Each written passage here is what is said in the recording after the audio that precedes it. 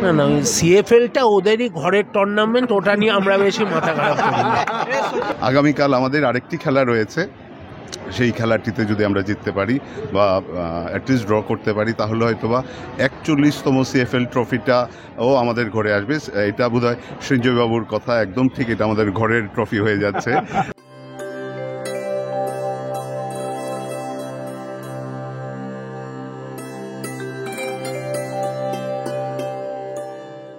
আজ মহালয়া এবং দেবীপক্ষের সূচনার দিনই মিলে গেল মোহনবাগান ও ইস্টবেঙ্গল। শহরের একটি আবাসনের পুজো উদ্বোধন করলেন একসঙ্গে মোহনবাগান সচিব ও ইস্টবেঙ্গল সচিব। এক সোফায় এক মঞ্চে দেখা গেল দুই চিরপ্রতিদ্বন্দ্বী ক্লাবের সচিবকে। মায়েরা এবং বোনেরা, মহিলা মহল নিয়ে আবার এসে গেছি তোমাদের বেলাদি।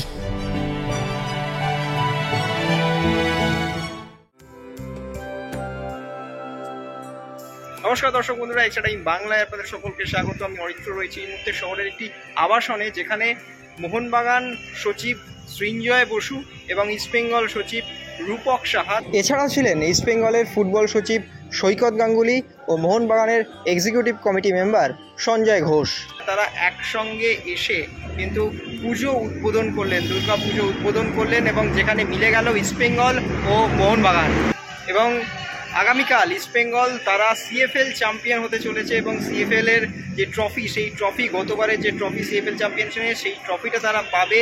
এবং সেই প্রশ্ন যখন আমরা করেছিলাম মোহনবাগান সচিবকে যে ইস্টবেঙ্গল সিএফএল ট্রফি তো আগামীকাল পেতে চলেছে, মোহনবাগানের তরফ থেকে কি শুভেচ্ছা বার্তা দেওয়া হবে, তখন কিন্তু মোহনবাগান সচিব সৃঞ্জয় বসু ইস্টবেঙ্গল সচিবকে পাশে দাঁড় করিয়েই কিন্তু মজা করতে বা তাদেরকে কিন্তু সরাসরি তির্যক মন্তব্য ছুড়ে দিতে ভুল করলেন না মোহনবাগান সচিব। এবং অন্যদিকে ইস্টবেঙ্গল সচিব রূপক সাহা, তিনিও কিন্তু মোহনবাগান সচিবকে পাল্টা জবাব দিলেন, এবং অন ক্যামেরা দুই সচিবের এই সুন্দর মুহূর্ত ধরা রইল এক্সট্রা টাইম বাংলার ক্যামেরায়। এই যে বন্ধুত্বপূর্ণ সম্পর্কটা দেখা গেল, এটা কি সমর্থকদের কাছেও চাইবেন যে সারা বছর এই সম্পর্কটা যাতে বজায় থাকে? না দেখুন, সমর্থকদের মধ্যেও আমি শিওর যে এই বন্ধুত্বপূর্ণ সম্পর্ক আছে, কিন্তু 90 মিনিট বা খেলার সময় 90 মিনিট খেলার সময় সেটা যদি রাইভালরিতে না হয়, আমি মনে করি তাহলে এটা বাঙালি জাতের মৃত্যু হবে। সো এটা নিয়ে করার দরকার নেই। আজকে কি বাড়িতে বিবাহ সূত্রেও তো সব জায়গায়, অনেক জায়গায় বাঙাল ঘটি একসাথে হয়, তাদের সেটা তো তাদের লাইফ, সবারই একটা লাইফ আছে, কিন্তু খেলার মাঠে একটা লড়াই, সেই উন্মাদনা আমি মনে করি এটাই আমাদের বাঁচিয়ে রেখেছে। এবং আজকে বাংলার ফুটবল মানেই তো মোহনবাগান ইস্টবেঙ্গল, যদি সেদিনও আমরা লড়াই না করি তাহলে তো আর খেলার চামটাই থাকবে না। এবং আরেকটা যেটা বিষয়, আগামীকাল ইস্টবেঙ্গলকে সিএফএল ট্রফি দেওয়া হচ্ছে, মোহনবাগানের তরফ থেকে কি শুভেচ্ছা বার্তা থাকবে? না না, ওই সিএফএলটা ওদেরই ঘরের টুর্নামেন্ট, ওটা নিয়ে আমরা বেশি মাথা খারাপ করি না। ইস্টবেঙ্গল সচিব কি বলবেন? না না, একটা সিএফএল 40তম বার যে জয়, এটা আমাদের জন্য অত্যন্ত গর্বের।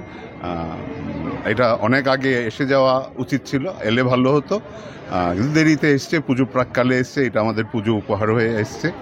আগামীকাল আমাদের আরেকটি খেলা রয়েছে, সেই খেলাটিতে যদি আমরা জিততে পারি বা অ্যাটলিস্ট ড্র করতে পারি তাহলে হয়তো বা 41তম সিএফএল ট্রফিটাও আমাদের ঘরে আসবে।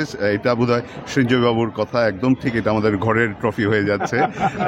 হোক, মানে তার চেয়ে বেশিবার বোধহয় পৃথিবীতে আর 4টে ক্লাব তাদের লোকাল লিগ জিতেছে, আমি যা তথ্য পেপারে দেখেছি।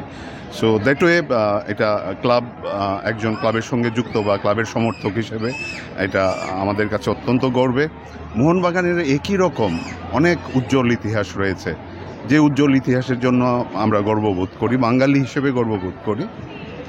তো ইস্টবেঙ্গল মোহনবাগান মিলেই কিন্তু সঠিক বাঙালিয়ানা। যেরকম দুর্গাপূজার আনন্দে এইখানেও আমি দেখেছি কখনো জয় ইস্টবেঙ্গল বলা হচ্ছে, জয় মোহনবাগান বলা হচ্ছে, কিন্তু যখন অষ্টমীর অঞ্জলি হবে সবাই কিন্তু আমরা একসাথেই দেব, একসাথে সেই অঞ্জলিতে মায়ের কাছে প্রার্থনা করব যে আমরা সবাই মিলে যাতে ভালো থাকি, সবাই মিলে যাতে সুস্থ থাকি। সেখানে ইস্টবেঙ্গল মোহনবাগানে একদম সঞ্জয়বাবু সবাই ঠিক কথা বলেছেন যে আমাদের লড়াই এটা হলো ওই 90 মিনিটের মাঠের লড়াই, তার বাইরে কিন্তু এই মিউচুয়াল রেসপেক্টটা কিন্তু রয়ে গেছে। আমি একটু আগেই বলছিলাম যে কিছুদিন আগে টুটুবাবুর সম্মাননা অনুষ্ঠানে যেদিন উনি মোহনবাগান রত্ন হলেন, আমাদেরও আনন্দ হয়েছে, আমাদেরও গর্ব হয়েছে।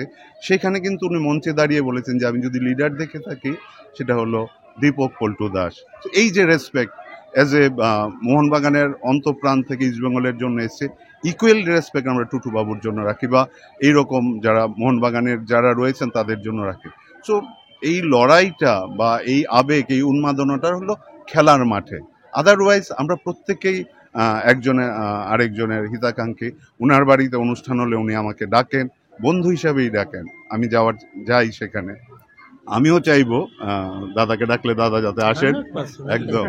সো দ্যাট ওয়ে মানে এইটা তো একটা আনন্দের একটা জায়গা। সুতরাং আর আমি এই পুজো কমিটিকে, আপনারা প্রথমবার পুজো করছেন, এবং এই যে একটা ব্যাপার ইস্টবেঙ্গল মোহনবাগানকে এক মঞ্চে নিয়ে আসা, এক জায়গাতে রাখার, এটা একটা সুন্দর উদ্যোগ।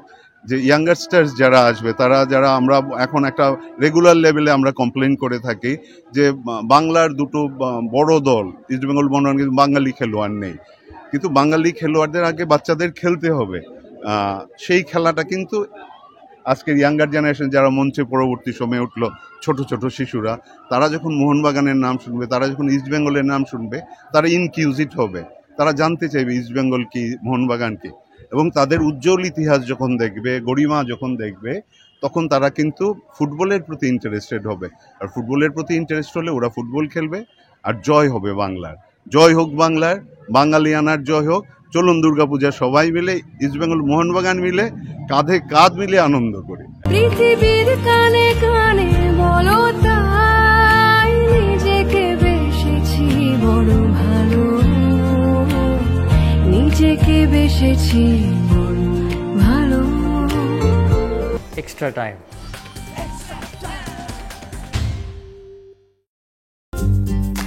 লেটেস্ট নিউজ আর এক্সক্লুসিভ ভিডিওর সঙ্গে আপডেট থাকতে এখনই সাবস্ক্রাইব করুন আমাদের ইউটিউব চ্যানেল। বেল আইকনে ক্লিক করতে ভুলবেন না যেন।